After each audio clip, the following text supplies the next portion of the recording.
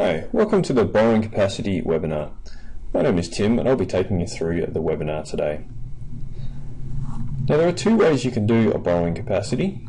The first one is you can go through the Calculators tab, select Borrowing Capacity and click New Borrowing Capacity. Or the way I'm going to show you today is you can open up an opportunity, and then from within the opportunity go down to the Calculations tab and then click New Borrowing Capacity from here. Now the reason you would do this from inside an opportunity rather than from the Calculators tab up the top is if you do it from within the opportunity, it will automatically bring across all of the financial details from the contacts against that opportunity. So I'm going to click New Borrowing Capacity. That's going to open up our borrowing capacity calculator. Now as you can see, it's brought across Andrew Smith and Karen Smith. They're our applicant and primary applicant for this loan. You can see it's brought across Aaron's salary, his rental information, and his all of his expenses, as it has done with Karen. Now if you've forgotten to enter in something into the person record, you can simply click one of these green buttons and then you can enter in a new income. So I might put in some overtime for Karen. Let's say she does $100 worth of overtime each month. You notice that at the top it has given the borrowing capacity a name, and it's automatically given it the same name as the opportunity. You can change that, and if you do it from the Calculators tab, you'll need to enter something in there. It's also brought across the two dependents that we have against this loan, and of course you can change these if you need to. It's brought across the default postcode of the loan writer. Now it's important that you enter in the correct postcode, as some of the lenders are dependent on postcode. The next button is the living expense override.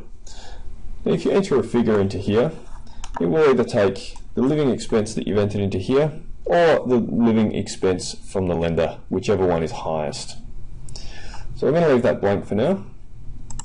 And you can also do a loan term override. Now the loan term defaults to 30 years, so if you need to do a borrowing capacity for less than 30 years, you can put that in. There's also a negative gearing button. Now we'll have another webinar that explains how negative gearing works. However, if you do tick this button, it will only produce 6 lenders, because we only have 6 lenders that have given us full negative gearing information for the borrowing capacity.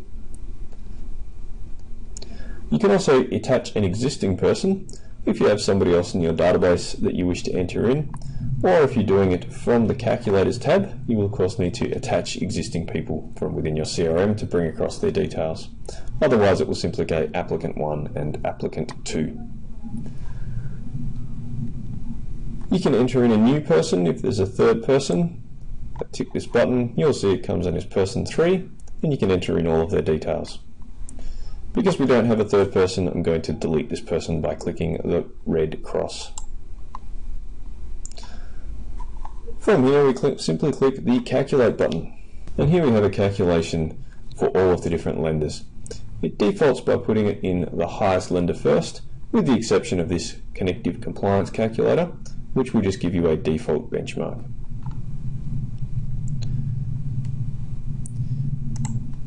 If you know that the assessment rate is incorrect, or you wish to change it, it is editable simply by highlighting and then typing in a new figure.